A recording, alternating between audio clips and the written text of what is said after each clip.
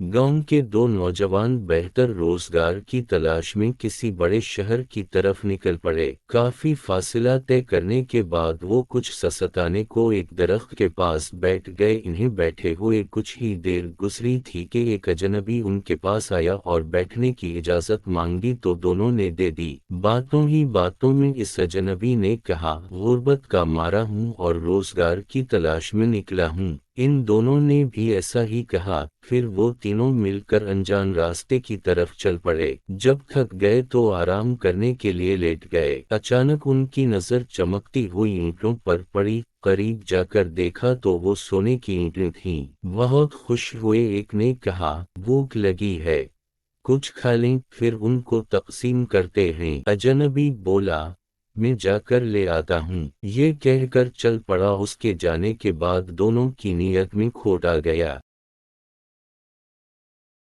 इन्होंने सोचा उन पर सिर्फ हमारा हक है। ऐसा करते हैं कि उसे मार डालते हैं।